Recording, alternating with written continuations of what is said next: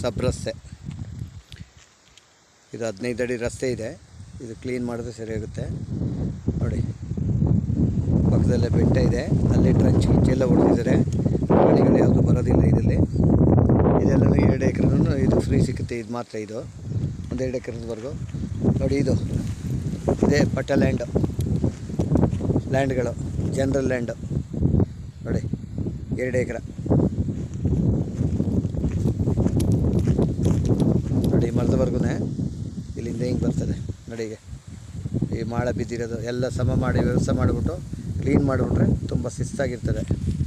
ನೋಡಿ, ಇದು ದಾರಿ, ಇದು ಊರಿಗೆ ಹೋಗುತ್ತೆ. ಇದನ್ನೇ ಕ್ಲೀನ್ ಮಾಡಿಬಿಟ್ರೆ